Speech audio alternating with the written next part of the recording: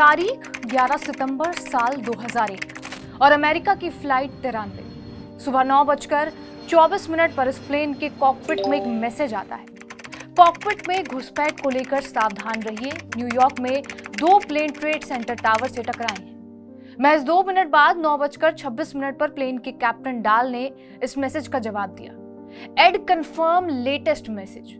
इसके ठीक 2 मिनट बाद 9:28 पर फ्लाइट 93 के कॉकपिट के दरवाजे के बाहर शोर सुनाई देने लगा। इससे पहले अलकायदा के आतंकवादियों ने 2 विमानों को न्यूयॉर्क के वर्ल्ड ट्रेड सेंटर के दोनों टावरों से और एक विमान पेंटागन की इमारत से टकरा दिया था, जिसके बाद अमेरिका को यह एहसास हुआ कि उन पर आतंकवादी हमला हुआ है।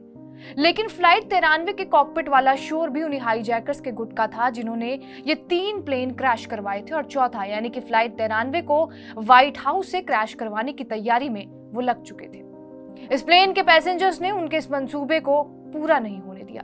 उन 37 यात्रियों ने इस प्लेन को वॉशिंगटन डीसी की जगह पेंसिल्वेनिया के खेत में क्रैश करवा दिया। आज इसी फ्लाइट 93 की कहानी जानेंगे इस वीडियो में। नमस्कार, मेरा नाम है रिया शर्मा और आप देख रहे हैं टीवी नेट डिजिटल। 11 सितंबर की सुबह 4 आतंकवादी नेवार्क इंटरनेशनल एयरपोर्ट पर यूनाइटेड एयरलाइंस की फ्लाइट 93 में सवार हुए। इनमें जियाद जर्राह एक ट्रेंड पायलट था जिसे प्लेन को क्रैश करवाना था और बाकी के 3 आतंकवादियों को कॉकपिट में घुसने और भीड़ को कंट्रोल करने का काम सौंपा गया था। चारों के चारों आतंकवादी फर्स्ट क्लास में बैठे हुए थे। फ्लाइट 93 ने नेवार्क एयरपोर्ट के गेट से सुबह 8:01 पर उड़ान भरी, जो कि निर्धारित समय से सिर्फ 1 मिनट की देरी से था। लेकिन रनवे पर भारी ट्रैफिक के कारण उड़ान भरने में लगभग 42 मिनट की देरी हो गई। हालांकि अलकायदा की ओर से यह पहले से फैसला लिया गया था कि सभी फ्लाइट्स को 15 मिनट के अंदर हाईजैक किया जाए, लेकिन 93 फ्लाइट लेट थी और इसका नतीजा भी यही हुआ कि 93 के रनवे से निकलने से लगभग आधे घंटे पहले ही एक फ्लाइट यानी कि फ्लाइट नंबर 11 को हाईजैक कर लिया गया था। फ्लाइट 93 के हाईजैकरों के विमान पर कब्जा करने से पहले ही वर्ल्ड ट्रेड सेंटर के दोनों टावरों पर हमला कर दिया गया था। देश भर में कई हाईजैक्स के सामने आने के बाद यूनाइटेड एयरलाइंस के डिस्पैचर एंड बोलिंगर ने पायलट डाहल को चेतावनी देते हुए ये टेक्स्ट मैसेज भेजा कि किसी को भी कॉकपिट में न आने दे। वर्ल्ड ट्रेड सेंटर से 2 विमान टकरा चुके हैं। डाहल, जो उस टाइम पर बहुत ही ज्यादा भ्रमित थे, उन्होंने जवाब में ये लिखा कि आप लास्ट मैसेज को कंफर्म करके बताएं। लेकिन जैसे ही सुबह के 9:28 हुए तभी यूनाइटेड 93 को हाईजैक कर लिया गया। उस समय प्लेन 35,000 फीट की ऊंचाई पर था और आतंकवादी कॉकपिट में घुस आए थे। कॉकपिट में कप्तान रेडियो ब्रॉडकास्ट में मेडे और यहां से निकल जाओ चिल्लाते हुए सुन रहा था। प्लेन में फर्स्ट क्लास के यात्री टॉम बर्नेट ने प्लेन के पिछले हिस्से से 9:30 बजे अपनी पत्नी को फोन करके हाईजैक के बारे में सब बता दिया।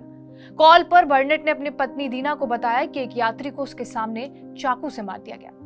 तभी आतंकवादी जियाद जर्राह इंटरकॉम पर आता है और उसने कहा, लेडीज एंड जेंटलमैन, कैप्टन यहाँ है, कृपया बैठ जाएं और बैठे रहें। हमारे प्लेन पर बम है, इसलिए बैठ जाएं। सुबह के 9:35 हो रहे थे। जर्राह ने प्लेन के ऑटो पायलट को वॉशिंगटन डीसी की ओर मोड़ दिया।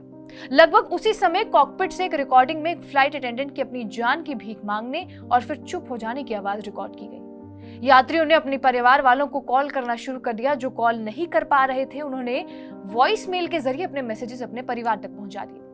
3 प्लेन्स क्रैश होने के बाद यात्रियों को यह समझ आ गया था कि उनके साथ भी कुछ ऐसा ही होने वाला है, लेकिन इस प्लेन का टारगेट वॉशिंगटन डीसी था।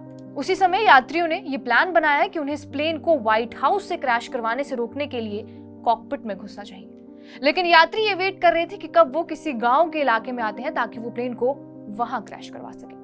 फ्लाइट अटेंडेंट सेंड्रा ब्रेडशॉ ने हाईजैकर्स पर फेंकने के लिए पानी उबालना भी शुरू कर दिया था। इसके बाद सुबह के 9:57 होते हैं जब यात्रियों का विद्रोह शुरू हुआ। कॉकपिट वॉइस रिकॉर्डर ने यात्रियों के दरवाजे तोड़ने की कोशिश की आवाज को रिकॉर्ड किया और चिल्लाने, बर्तन और कांच के टकराने और टूटने की आवाजें आ रही थी। ये सभी आवाजें आतंकवादियों को सुनाई दे रही थी।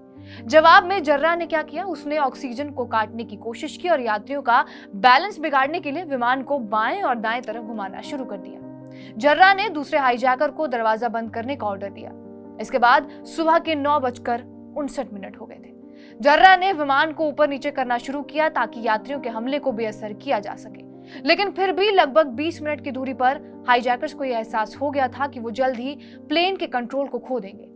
इसी समय जर्राह ने दूसरे हाईजैकर से सवाल किया, क्या हम इसे खत्म कर दें? उसने जवाब दिया, अभी नहीं, जब वो सभी आ जाएंगे तब हम इसे खत्म कर देंगे। लेकिन 10:01 पर हाईजैकर्स ने प्लेन को क्रैश करने का फैसला लिया। जर्रा ने कंट्रोल वाले पहिए को बाईं ओर खींचा, जिससे विमान उल्टा उड़ गया और फिर 580 मील प्रति घंटे की गति से जमीन पर दुर्घटनाग्रस्त हो गया। जिस जगह ये विमान क्रैश हुआ वहां से वॉशिंगटन डीसी की दूरी महज 20 मिनट की थी। मान लीजिए ये विमान वॉशिंगटन डीसी से टकरा जाता तो क्या होता? बड़ी संख्या में लोगों की जानें चली जाती। 9/11 के हमले में अमेरिकी गुरूर के प्रतीक वर्ल्ड ट्रेड सेंटर के दोनों टावर ध्वस्त हो गए। यही सबसे ज्यादा लोगों की जानें गई।